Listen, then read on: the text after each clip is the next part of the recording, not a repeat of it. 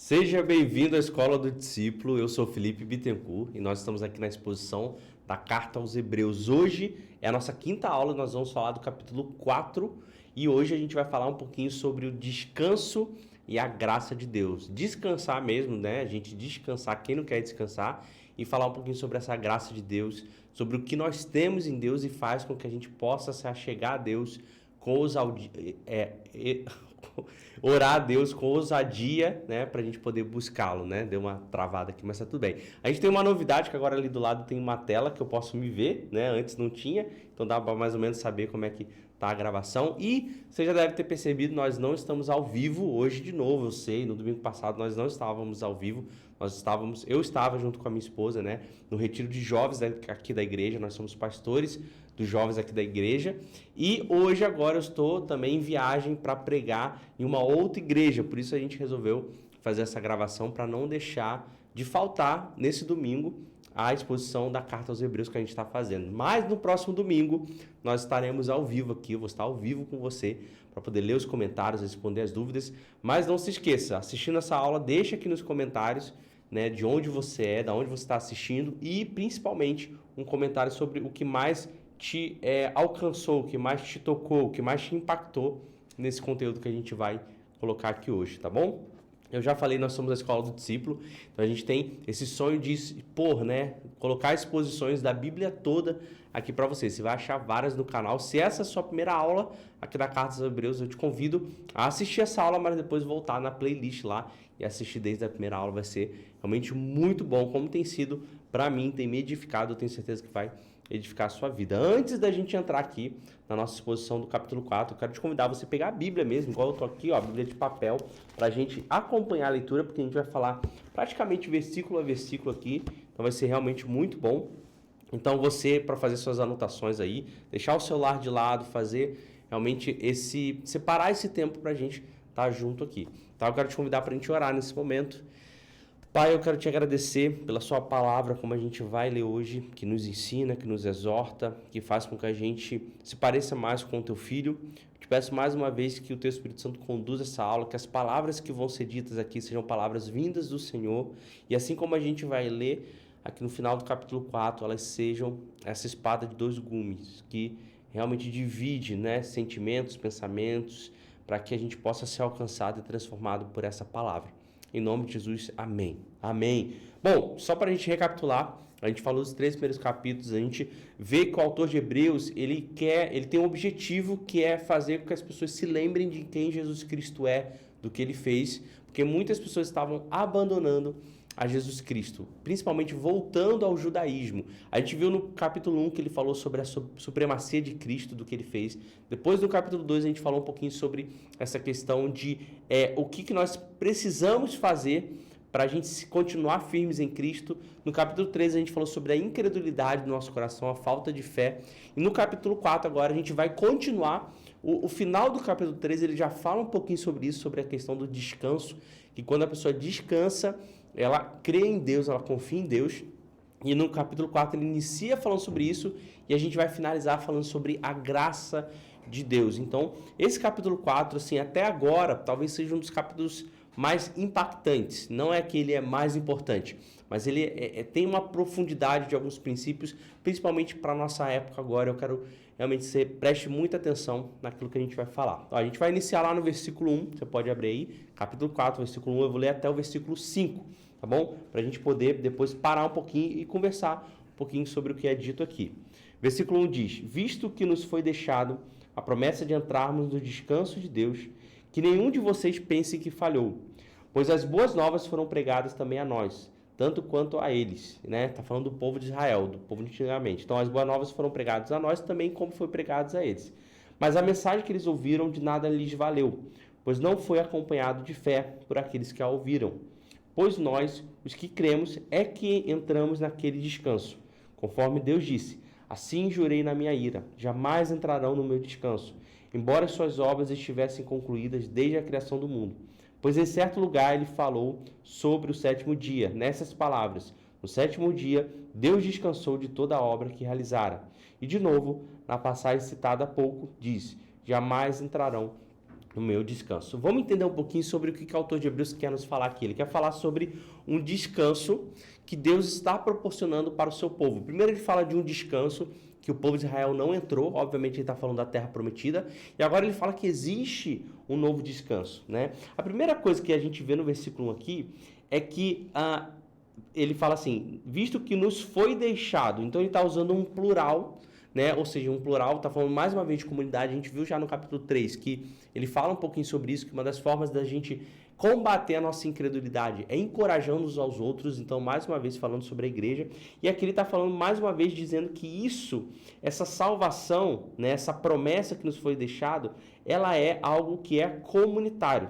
Então, diferente do que a gente pensa, a gente acha que a salvação ela é individual, é claro, mas existe ali uma conexão com o meu irmão em relação à minha salvação.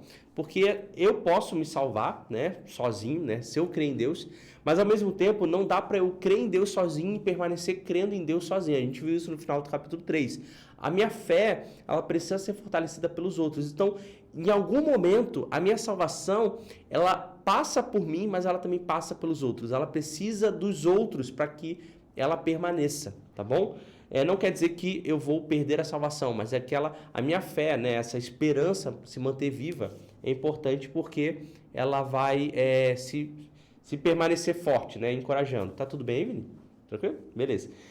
Então, o tipo de igreja que o autor de Hebreus busca é aquela onde o desencorajado é impulsionado pelo encorajamento, onde o fraco encontra força no cuidado dos outros. Então, o descanso que ele fala aqui é essa salvação que nós vamos encontrar. Enquanto que ele pega o descanso do povo de Israel, que fala que é a terra prometida, que eles vão chegar à terra prometida, eles vão ter descanso, eles vão ter paz, eles vão ter liberdade. Aqui, o autor está falando, olha, nosso descanso é a nossa salvação, é aquilo que nós recebemos. Então, nós permanecemos no descanso porque nós permanecemos na salvação. É isso que ele fala ali. Ele utiliza até esse exemplo aqui do Salmo 95. Lembra que a gente viu que o autor de Hebreus usa muitos salmos para poder embasar o que ele está falando, o princípio que ele está ensinando. Aqui ele está usando o Salmo 95 para poder falar sobre isso, tá bom? Então, o que acontece? Hoje, a gente, mais uma vez, a gente falou isso no versículo 3, por isso que ele continua esse assunto. A gente vê o povo de Israel fazendo o seguinte caminho, tá? Eles estão passando ali pelo deserto e eles chegam à Terra Prometida. Então, a Terra Prometida é o descanso deles. E eles passam pelo deserto, que é aquelas lutas, aquelas dificuldades. A gente vê também que todo o povo que saiu do Egito morreu no deserto e só uma geração nova entrou ali na terra de Canaã, na terra prometida.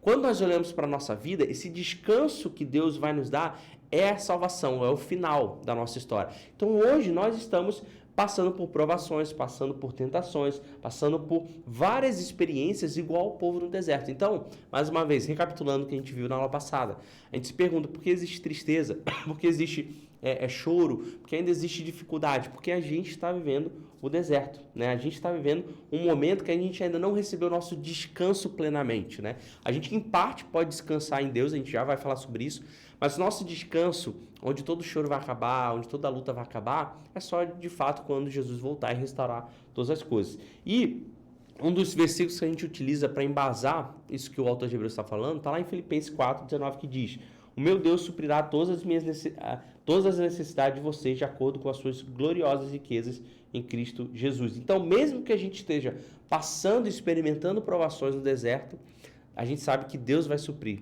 que Deus vai nos garantir que a gente vai caminhar. Diferente do povo de Israel, a gente vai ver até isso, né, que ele fala lá, que o povo, eles caíram no meio do caminho. Diferente do povo de Israel, a gente sabe que a gente pode permanecer e caminhar e continuar indo até a terra prometida, que é quando Jesus voltará, né?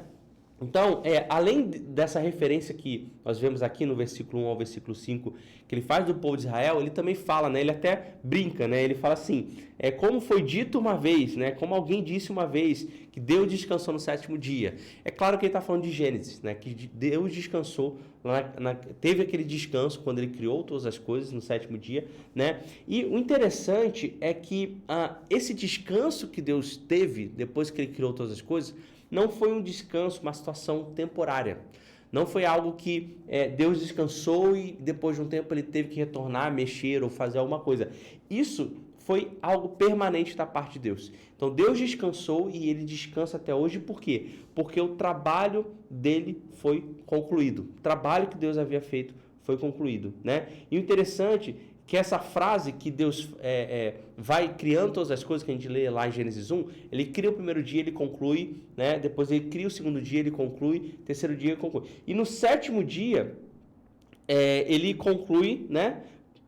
Perdão, é o contrário. No sétimo dia ele não conclui, né? Ele vai concluir no dia 1, e conclui no dia 2, e conclui no dia 3, 4, 5, 6. No sétimo dia não tem essa conclusão, né? Não tem essa finalização. Por quê? Porque o descanso de Deus, ele não terminou. Ele terminou, perdão, né? Ele se manteve até hoje, ele ainda está acontecendo. Então, esse descanso de Deus se prossegue para sempre, né? Ele descansa no sétimo dia e está até hoje descansando. E é isso que o autor de Hebreus ele usa como referência, né? E o que acontece? Esse descanso, ele está entre nós, ele está sobre nós. Então, após ter feito, ordenado e submetido a criação de acordo com o seu plano, seu controle era de forma absoluta. Sua soberania igualmente questionável. Deus sentou-se no seu trono sem qualquer oposição efetiva. É como se Deus finalizasse a obra dele e agora ele está descansando, em repouso, não no sentido dele não estar fazendo nada, mas no sentido de que ele continua soberano, ele continua dono sobre todas as coisas, ele continua reinando sobre todas as coisas. Então, o reino de Deus, isso aqui é muito importante, presta atenção, porque esse é um princípio que a gente vai falar nesse capítulo 4 até o final. O reino de Deus é um reino de descanso. O reino de Deus que descansou no sétimo dia e mais uma vez, ele finaliza o primeiro dia, ele conclui. Finaliza o segundo dia, conclui. Quando ele finaliza o sétimo dia de descanso, ele não conclui. Então, o descanso dele continuou pela história, eternamente, e continua até hoje. Então, o reino de Deus sobre toda a terra, que ele reina soberano, é um reino de descanso. Ou seja, ele é absoluto, é supremo sobre tudo. Ele continua sendo dono de tudo. E isso é importante para nós, porque se o reino de Deus é um reino de descanso, e eu e você somos pessoas que literalmente, fisicamente, não descansamos, quer dizer que algo que nós estamos fazendo está desalinhado com esse reino, está em desacordo com esse reino.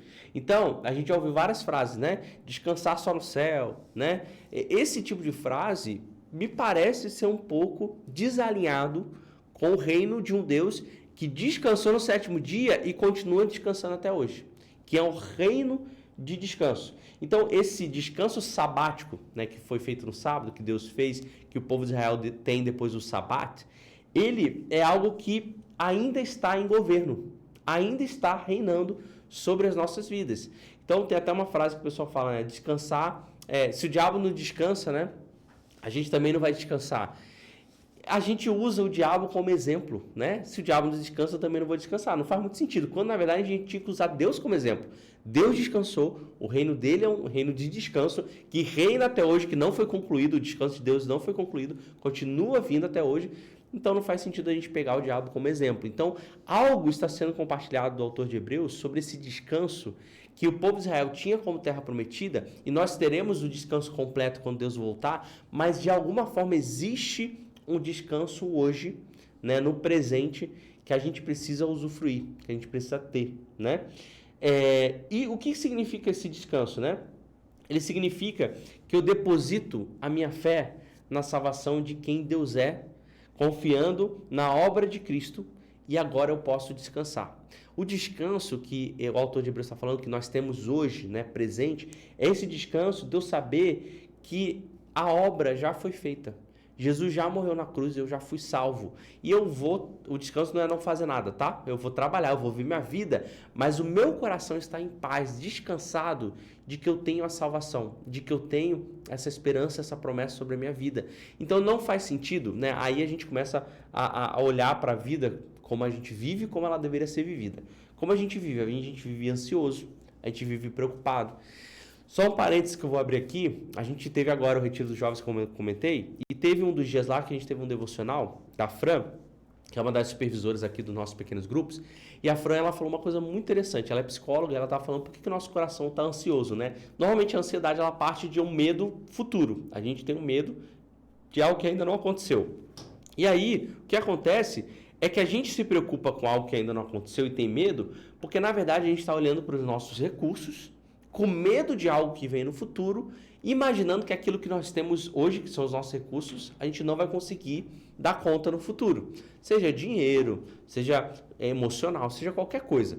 Só que a gente esquece que os nossos recursos não são recursos terrenos, né, mundanos, digamos assim. Nossos recursos vêm de Deus, que são infinitos. Então, quando a gente olha para o nosso coração e vê ansiedade, vê preocupação, ele está desalinhado com alguém que descansa em Deus. Porque aquele que descansa em Deus sabe que a obra foi feita, que Jesus já cumpriu, já morreu, já ressuscitou, e que os recursos que nós temos não partem de nós, mas do próprio Deus. Então eu tenho que olhar para o futuro não com uma preocupação do que vai vir e trazer ansiedade e preocupação para o meu coração, mas olhar para o futuro, né, sem me preocupar, tá? Não é não trabalhar, não é me planejar, não é isso. Sem me preocupar do que pode acontecer, porque se algo for acontecer no futuro, eu tenho um pai que tem recursos infinitos. E mesmo que o tempo seja ruim, como a gente acabou de falar, a gente está no deserto. E mesmo assim, o que a gente acabou de ler, é que mesmo no deserto, ele vai me suprir. Então, não é uma questão de eu não me preocupar com o futuro no sentido de não planejar. É que não importa o que aconteça, eu sei que tem um Deus que vai me suprir. E eu estou em paz. Que até se eu morrer, eu estou salvo. Então não tem por que eu ficar ansioso ou preocupado. Isso é descansar. Né? Isso é ter um coração descansado. Isso é entrar nesse descanso hoje, que a gente vai ter ele plenamente depois, e que o povo de Israel teve na terra, é entrar hoje nesse descanso. E nós podemos ter esse descanso hoje.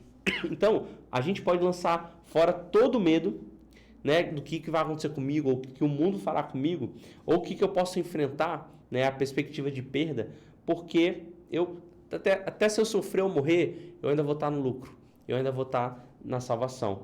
Isso é interessante porque o sentido aqui do texto, está no slide, inclusive, é como um soldado que sai da linha de frente da guerra para descansar tranquilamente com a sensação de paz. Então, eu não sei se você já viveu uma vida com crise de ansiedade, sabe, taquicardia, o coração bate.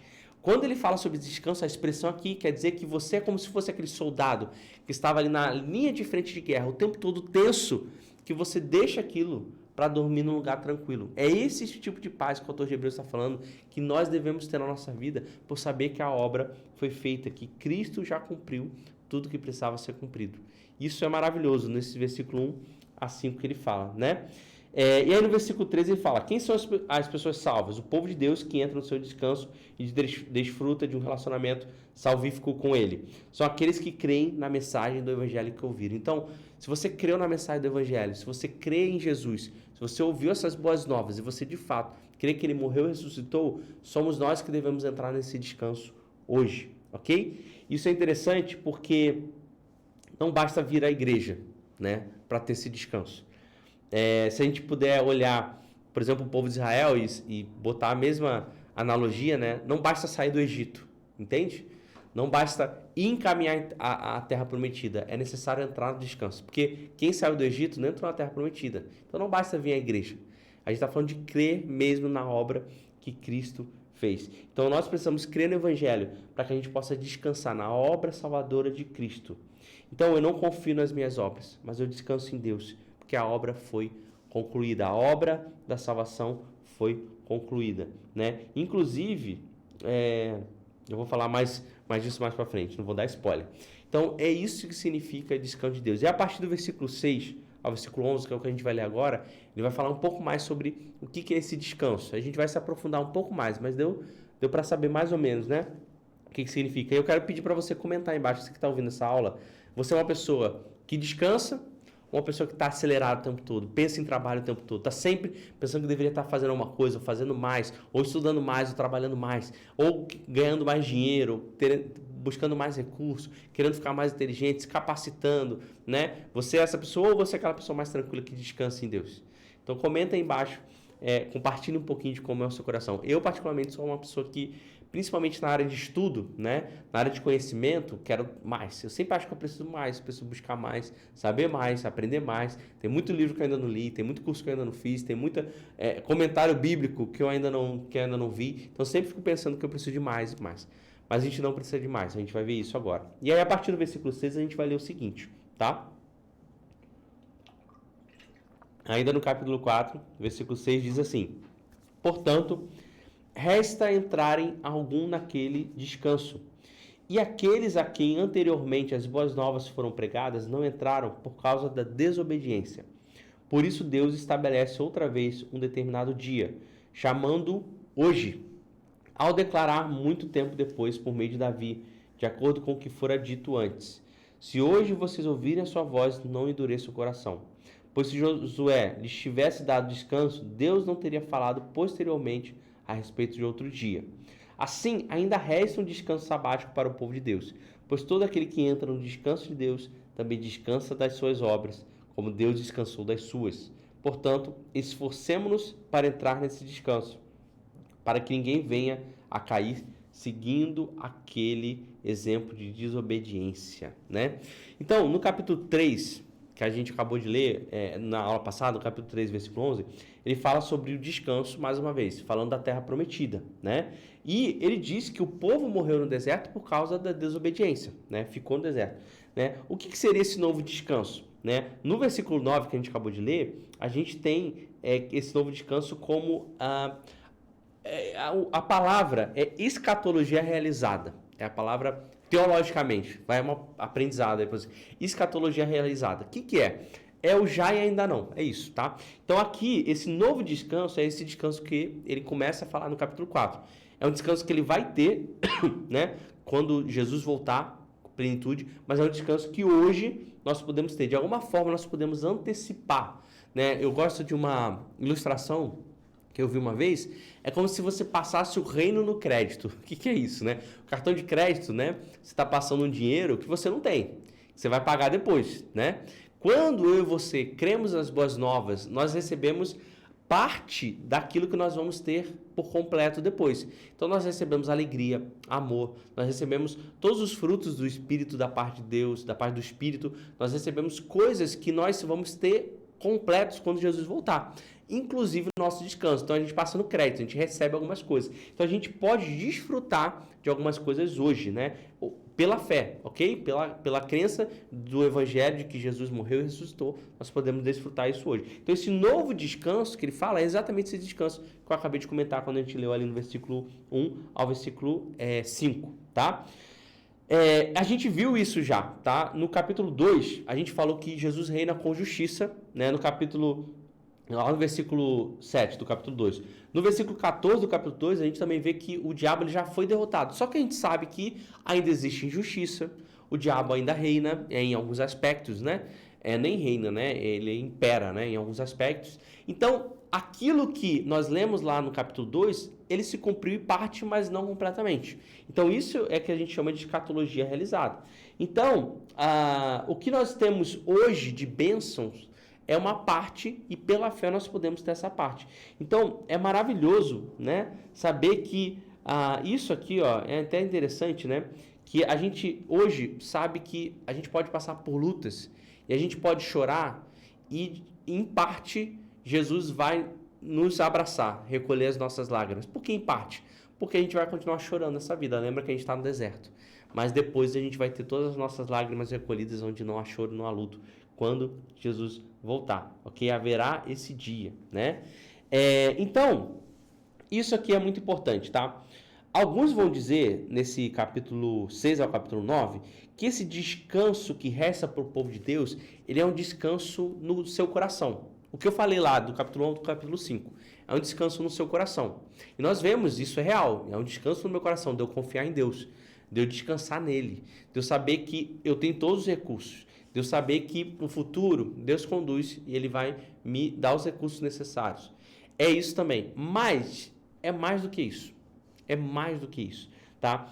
O que acontece? Nesse caso, os nossos irmãos adventistas, eles em parcela têm razão, né? Nós, evangélicos, cristãos, reformados, né? Seja você reformado ou não, nós cremos que o descanso de Deus, ele não necessariamente ele é algo estabelecido para um dia específico, como era no povo de Israel, que era o dia de sábado, como os nossos irmãos adventistas estabelecem, né? Mas por que eu digo que eles têm razão em parte? Porque o descanso ele não está só no nosso coração, como eu comentei do capítulo 1 ao versículo 1 ao versículo 5. Mas ele também precisa ser um período. um tempo, ok? Um tempo determinado. Porque assim, não adianta eu dizer que eu acredito em Deus, confio em Deus e eu descanso em Deus, se eu estou 24 horas por dia, 7 dias por semana trabalhando, né? Porque se eu trabalho, eu estou em busca de um objetivo, que seja ganhar mais dinheiro, seja subir na minha carreira, seja conhecer mais, aprender mais. Então não faz sentido eu dizer que creio e confio em Deus e descanso em Deus, se algo que eu faço não está de acordo com o que eu falo. Então, esse descanso ele não é só algo que é trabalhado no nosso interior para que a gente não tenha ansiedade, não tenha preocupação, mas ele é necessário que haja um período, um tempo. Não é necessariamente sábado, ok? Não precisa ser sábado, mas você precisa de um período. Pode ser domingo, pode ser metade do sábado, metade. Eu estou literalmente dizendo que você precisa parar um período da sua semana e não fazer nada e descansar. E descansar, gente, como eu falei, não é literalmente dormir, por exemplo. Pode ser, mas não é isso. É um dia para você não produzir nada. Entendeu? Então, os cristãos, eles precisam reservar um tempo não só para adorar a Deus, mas eu preciso separar um tempo para eu desfrutar daquilo que Deus tem me dado. Imagina, né? Igual aquelas pessoas que elas trabalham, ganham dinheiro, mas não conseguem usufruir do dinheiro, ou não conseguem usufruir da segurança e da estabilidade que o trabalho dá, ou da família, não conseguem usufruir. Então, quando literalmente eu paro, eu estou experimentando parcialmente esse descanso sabático que está por vir. Eu estou experimentando hoje. É literalmente, gente, você parar num domingo, vir à igreja de manhã, por exemplo, e depois, no resto do seu dia, você ir para o parque, desfrutar da natureza ou da sua família, ou ficar em casa, né? Então, o dia de descanso é esse ato de resistência, né? Uma rebelião contra o sistema desse mundo, porque o sistema desse mundo é igual ao Egito. O que é o Egito? Vamos lá. Já que Hebreus está fazendo essa analogia do povo de Israel e a gente hoje, né? O povo de Israel saiu da escravidão e foi para o deserto, ok? Muitos de nós ainda estamos no Egito, subjugados, escravos do sistema desse mundo, onde eu preciso fazer, sabe o que? Tijolo, tijolo, tijolo. Eu preciso fazer mais tijolo, preciso produzir mais, preciso fazer mais, igual o pessoal do Egito. Só que a gente não sai do Egito. A gente diz que está vivendo o descanso de Deus, diz que confia, mas a gente continua no Egito. A gente precisa sair igual o povo fez e ir para o descanso de Deus, para a terra prometida. A terra prometida nossa é quando Jesus voltar. Mas hoje, no deserto que nós vivemos, parcialmente nós podemos ainda experimentar um pedaço desse descanso. Então, quando eu paro a minha semana para um dia onde eu não produzo nada, eu estou dizendo não só para o meu coração de que eu confio na provisão de Deus, mas eu estou dizendo para o mundo de que eu não confio na força do meu braço. Porque se eu olho para alguém hoje, né, e a pessoa não é cristã, ok? A pessoa não é cristã e olha para mim, e eu fico um dia sem fazer nada. Ela ia olhar para mim e falar, você está maluco, esse dia que você não está fazendo nada, você podia trabalhar porque você ia ganhar mais dinheiro. Por que você não está fazendo nada? Então é um ato de rebelião que eu estou contra o sistema do mundo. Enquanto o sistema do mundo está mais tijolo, eu não faço nada. E sabe por que eu não faço nada, gente? Porque a obra já foi feita, Jesus já morreu e ressuscitou. Então eu posso descansar e Deus vai prover, porque Ele me dá os recursos necessários. E mais do que isso, é um dia onde eu paro nada para eu me deleitar em Deus, sabendo que mesmo eu não fazendo nada, Ele continua me amando, eu continuo sendo filho. Porque no sistema do mundo, eu só sirvo para algo enquanto eu estou produzindo. Mas para Deus, mesmo não produzindo nada, eu continuo sendo filho e amado por Ele. Então esse dia de descanso, literalmente, tem que ser um período na minha vida. A gente recentemente teve uma série aqui na igreja, a gente falou sobre disciplinas espirituais, uma delas foi sobre descanso. Eu tive o privilégio de compartilhar sobre isso, porque é uma das coisas que eu mais tenho desafio, né, de descansar, de parar. E a gente falou literalmente de partes práticas, onde a gente separa um tempo, um dia, onde a gente não usa celular, onde a gente fica com a família, onde a gente ora e lê mais a Bíblia, onde a gente se conecta com a natureza, onde a gente desacelera para a gente poder comunicar ao nosso próprio coração de que a gente de fato confia no descanso que Deus está nos dando. A gente não está mais no Egito.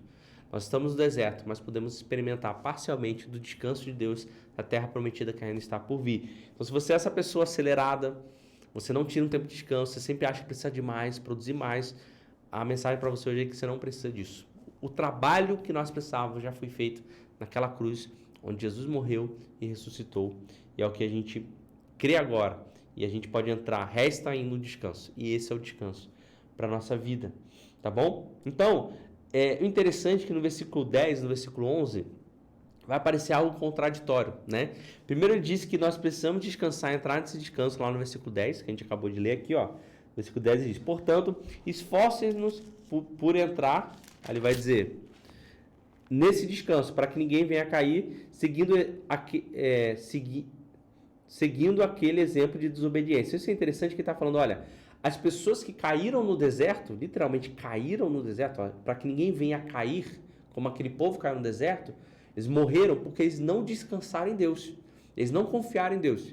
Eles viveram com desobediência. Então, não descansar em Deus, gente, é viver uma vida de desobediência. E ele continua falando aqui, no versículo 11. Pois a palavra de Deus...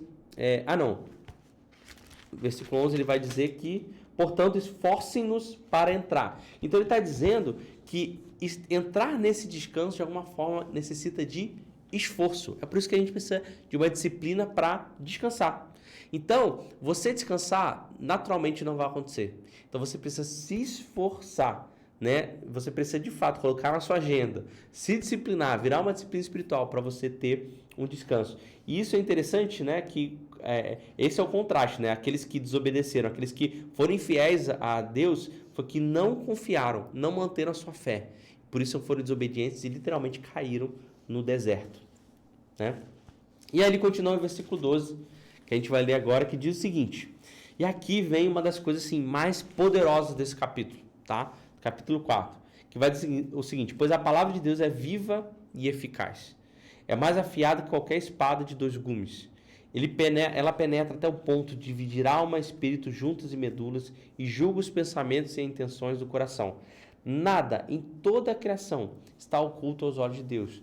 Tudo está encoberto e exposto diante dos olhos daquele a quem havemos de prestar contas. Agora ele vai falar da palavra de Deus, da Bíblia, tá? Ele vai falar da Bíblia aqui. E o interessante é que, como que uma palavra que foi escrita 2000 anos atrás, ela continua a ser viva. Como? Mais de 2000 anos atrás, na verdade, né? Muito mais, porque 2000 anos atrás só tem o Novo Testamento, né? A gente está falando de 6.000 anos atrás, mais de 6.000 anos. Como que isso continua a ser viva? Viva e eficaz? Porque simplesmente isso aqui é a palavra de Deus. Isso aqui, essa palavra, ela só continua viva porque isso é o que nós queremos. Nós queremos que isso aqui é a palavra de Deus. Então, por ser a palavra de Deus, ela continua viva e eficaz. Se fosse um livro, ele ia ficar desatualizado. Ia mudar ali a cultura, o contexto, ele já não ia servir mais. Mas quando se trata da palavra de Deus, Deus que não muda, é por isso que ela continua viva e eficaz. Então, a gente entende que essa palavra, gente, ela foi inspirada por Deus, que homens escreveram, mas que homens falaram através daquilo, homens foram usados através de Deus para falar aquilo que Deus queria falar. Então, por isso, e nós entendemos. E o interessante é que essa palavra viva, ela foi enviada pelo próprio Deus para que ela fizesse esse propósito, para que ela continuasse viva, independente do tempo, independente da história, independente de quando ela fosse lida.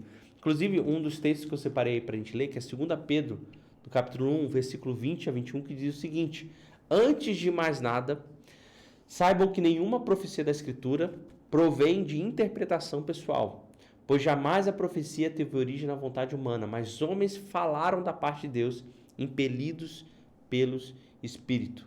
Então, essa é mais uma questão de que a Bíblia continua viva e eficaz hoje. Não é só uma palavra de Deus, mas ela é algo que fala sobre a redenção de alguém que é pecador, ou de um povo pecador. Então, é a ação de Deus na história, salvando aqueles que são pecadores. É por isso que ela continua viva hoje. Nós continuamos em pecado, nós continuamos necessitando de salvação. Então, a Bíblia nada mais é do que não só a palavra de Deus, mas ela também é a história de Deus na humanidade, na terra, de um Deus que se entregou para que eu e você fôssemos salvos. Por isso que ela continua viva e eficaz. Nós ainda precisamos ser alcançados todos os dias. Pessoas precisam ser alcançadas todos os dias, né? E aí, o interessante é que fala que ela é uma espada afiada de 2 gumes, né? A Bíblia, ó, vamos ler aqui de novo. A Bíblia, ela é mais afiada que qualquer espada de 2 gumes. Na verdade, ela é mais afiada, né? Provavelmente, ele está usando, na verdade, a gente vê em Apocalipse uma revelação que o João recebeu, né? Lá em Apocalipse 1, versículo 16, no versículo 16, que diz tinha em sua mão direita 7 estrelas. Está falando de Jesus, tá?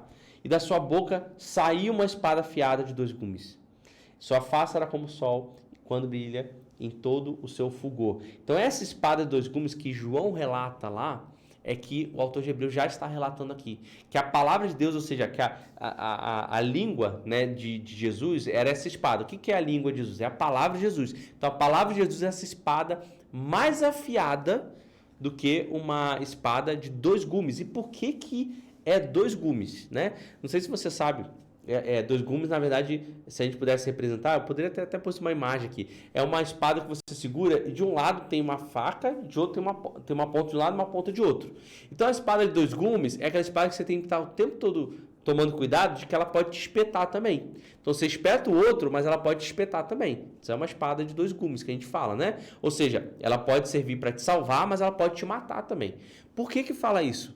Porque a palavra de Deus, ela é tanto para nos salvar quanto para nos julgar. Então, ao mesmo tempo que eu encontro salvação aqui, eu encontro temor, que Jesus ele julga. Isso é interessante porque nos versículos seguintes a gente vai ficar mais tranquilos em relação a isso, né? Mas a gente já lê. Então, a palavra, ela tanto pode nos salvar, quanto ela pode também nos julgar, nos levar à perdição. Na verdade, ela nos fala do nosso caminho de perdição, caso a gente não creia em Deus. Por isso que é uma espada de 2 gumes, tá? Então toda a palavra ela penetra contra a oposição, de modo a alcançar o homem como um todo, não apenas qualquer aspecto da sua pessoa. Então quando fala, né, que ela é uma espada de 2 gumes que penetra até ponto de dividir alma, espírito, junta e medula, e julga o pensamento e a intenção do coração, ele está dizendo, olha, ela vai e alcança o homem no completo, no seu espírito, no seu emocional, na sua mente, no seu coração. Então, quando alguém é alcançado pela palavra, a pessoa é transformada por inteiro, ela é impactada por inteiro. Ela é, de fato, indo ali no interior do homem, bem profundo, e mudando a vida dele para sempre, penetrando ali no mais profundo,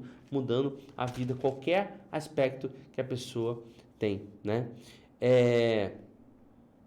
O interessante é que quando a gente olha para a Bíblia, né?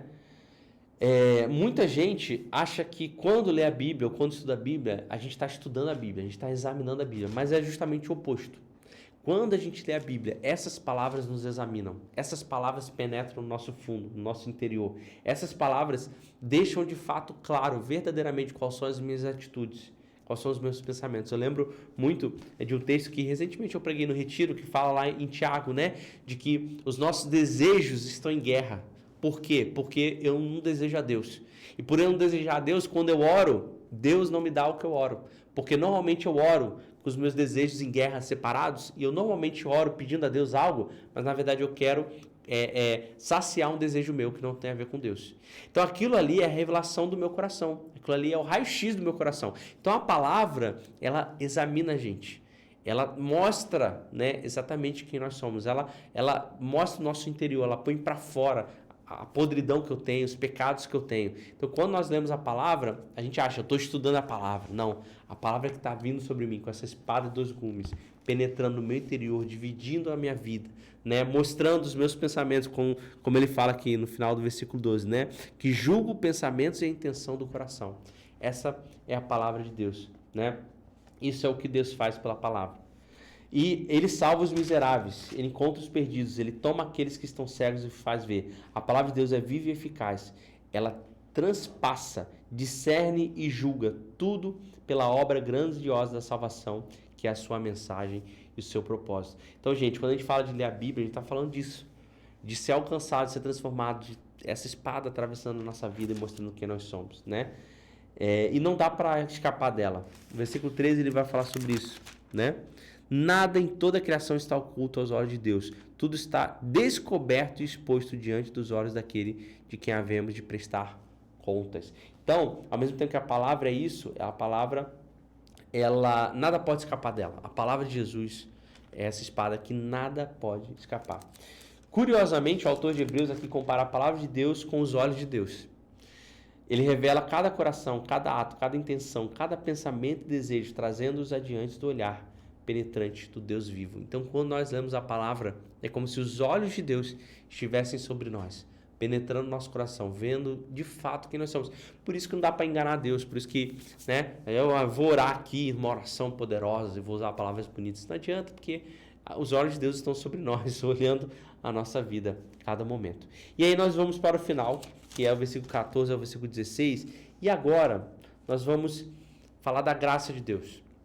É muito interessante porque depois de uns versículos como esse, a gente fala sobre a nossa necessidade de descansar e confiar em Deus, para que a gente não caia no deserto e não morra. Depois ele vem falando sobre a palavra de Deus, o que ela faz na nossa vida. Então a gente começa a ficar meio desesperado, e aí a gente entra no versículo 14, ouvindo as palavras do autor de Hebreus, nos dando uma esperança de que mesmo a gente necessitando de descanso, estando no deserto, precisando confiar mais em Deus, tendo a palavra de Deus, sendo os olhos de Deus, penetrando nossa vida, mostrando o que nós somos, vendo as nossas intenções, apesar disso tudo, nós temos a possibilidade de entrar ousadamente para estar com Jesus, orando e nos encontrando com Ele. E é isso que a gente vai ler aqui no versículo 14. Diz assim: portanto, visto que temos um grande sumo sacerdote que adentrou os céus, Jesus, o Filho de Deus, apeguemo-nos com toda a firmeza à fé que professamos, pois não temos um sumo sacerdote que não possa compadecer-se das nossas fraquezas, mas sim alguém que, como nós, passou por todo tipo de tentação, porém sem pecado. Assim, aproximemo-nos do trono da graça com toda a confiança, a fim de receber a misericórdia e encontrarmos a graça que nos ajude no momento da necessidade. E a primeira coisa, né, que ele vai falar assim, é que nós temos um sumo sacerdote que a gente precisa se apegar com toda a firmeza na fé que a gente professa. Que fé é essa que nós professamos? A razão por trás da nossa perseverança é o próprio Jesus, é a pessoa de Jesus, como Filho de Deus e como nosso grande sumo sacerdote que assegura a nossa salvação. Só para a gente entender, é o seguinte, tá? O que acontece? Como acontecia, na verdade, antigamente. Só para a gente entender por que fala que Jesus é nosso sumo sacerdote. Existiam sacerdotes, você provavelmente já sabe essa história, mas eu vou repetir aqui para falar do nosso contexto que a gente está falando. Existiam sacerdotes. O que eles faziam? Os sacerdotes, primeiro, eles eram escolhidos lá e eles, uma vez por ano, entravam lá na presença de Deus, né? É uma vez por ano ou uma vez por mês? Agora me bateu uma dúvida aqui. Deixa eu ver aqui, conferir com vocês. Espera aí. Eu acho que é uma vez por ano, tá? Deixa eu só conferir aqui.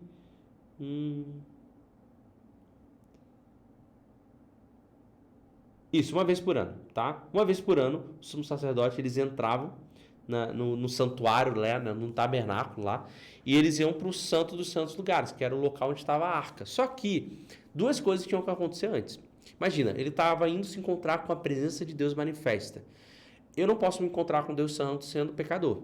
Então, o que ele fazia? Primeiro, ele sacrificava um cordeiro pelo seu próprio pecado, o sumo sacerdote, ok? Depois, ele sacrificava pelo pecado do povo. E aí, o que ele fazia? Ele pegava o sangue desse sacrifício, entrava no Santo dos Santos, lá onde estava a arca. E a arca, você já deve ter visto a figura dela, existe a arca, tinha 2 querubins olhando para baixo, e dentro da arca estava as tábuas dos mandamentos, dos 10 mandamentos, ok? Que Moisés recebeu. O que era esse símbolo, tá? Esse símbolo a representação dos anjos era do próprio Deus, olhando para as leis e vendo o quanto... Esse era o símbolo, tá? O quanto o povo não estava cumprindo as leis. Então, os anjos, eles ficavam com a cabeça para baixo, olhando lá para dentro, né? Da arca, onde tinha as leis, dizendo, eu, Deus, estou olhando para a lei aqui, irado, porque eu sei que vocês não cumprem a lei. Então, o símbolo dos anjos olhando para baixo era o símbolo de Deus olhando para a lei e meio que comparando o povo com a lei, tá vendo? Olhando para a lei. Aí, o sacerdote com aquele sangue pegava e ele jogava por cima da arca aquele sangue, aspergia o sangue. Jogava assim. O que estava acontecendo? Quando aquele sangue caía na arca, agora os anjos não estavam olhando mais para a lei. Os anjos olhavam para o sangue que caiu sobre a tampa da arca. Então é como se o sangue purificasse o fato do povo não cumprir a lei. Agora a ira de Deus não cai sobre a lei, sobre o não cumprimento da lei. A ira de Deus cai sobre o sangue, né? Então ele não olha mais da perspectiva da lei. Então a lei não é mais a lente por qual Deus enxerga o povo. Agora, a lente é o sangue.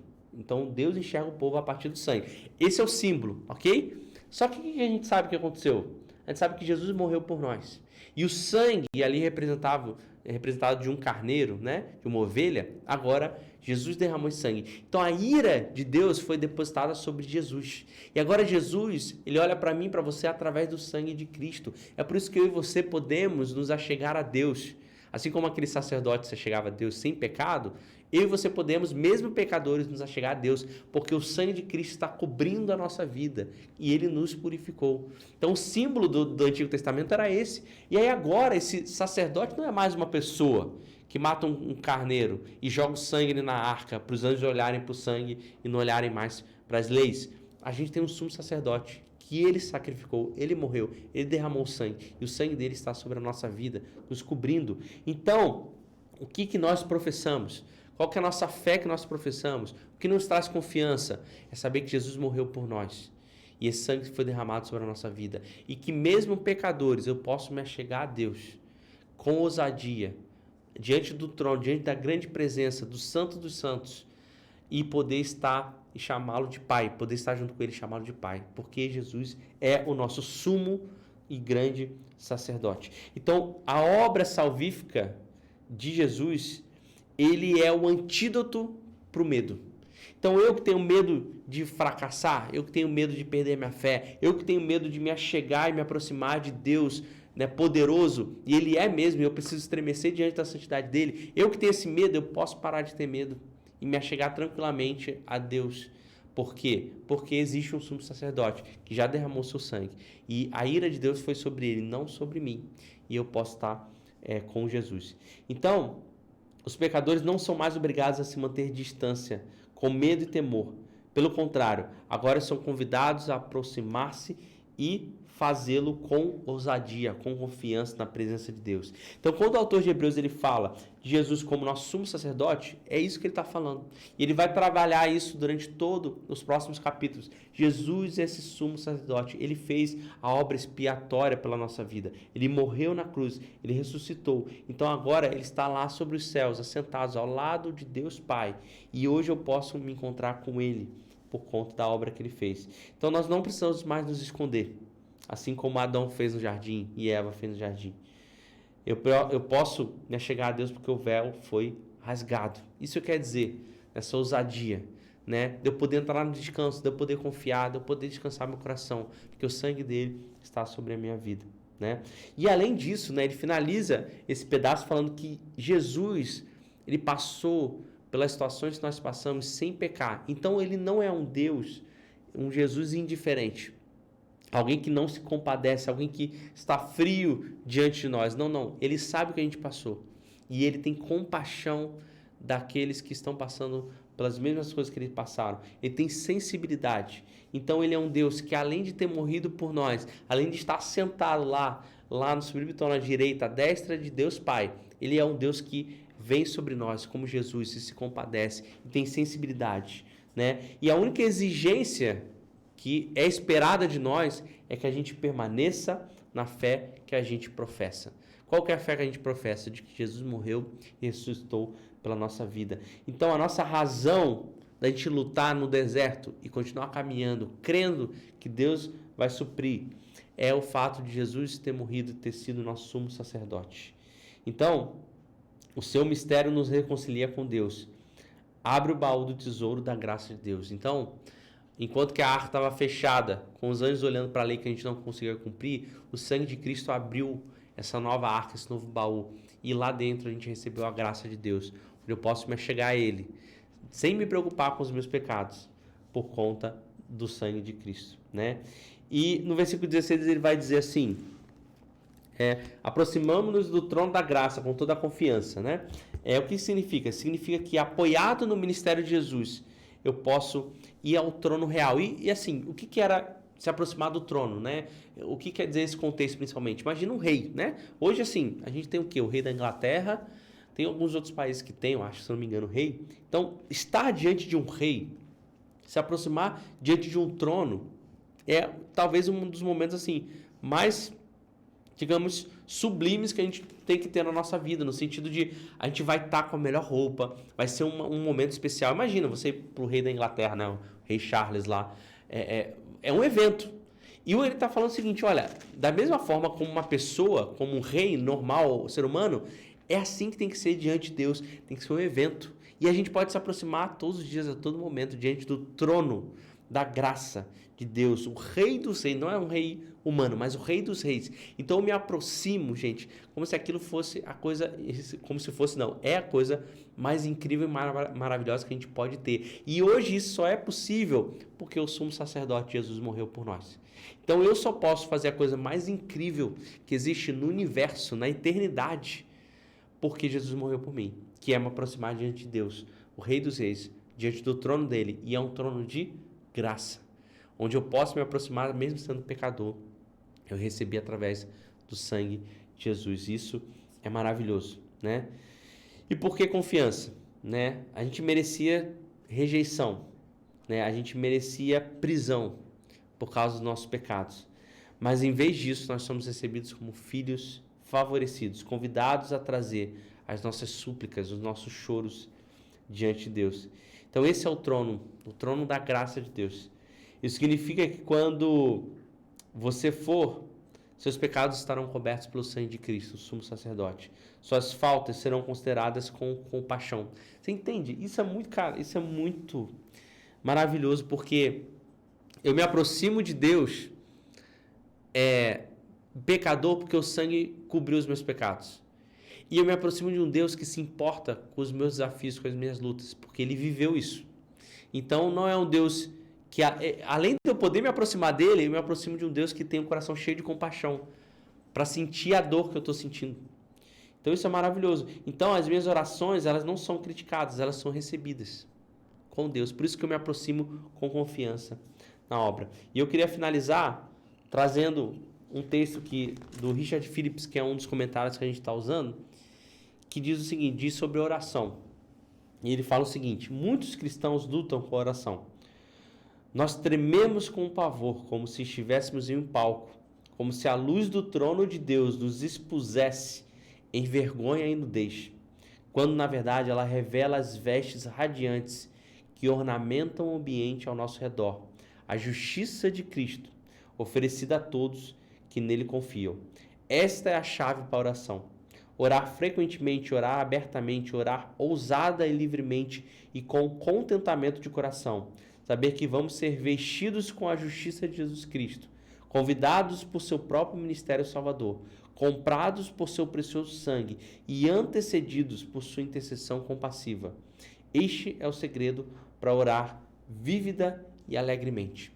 Então orar é um símbolo, é uma ação, é um momento de eu me achegar ao trono, coberto pelo sangue, onde minhas orações vão ser ouvidas, onde Deus vai sentir o que eu sinto e Ele não vai poder se distanciar de mim por causa do meu pecado, porque o sangue de Cristo está sobre mim. Então, se você pecou e sente envergonhado de retornar para Cristo, é justamente o contrário.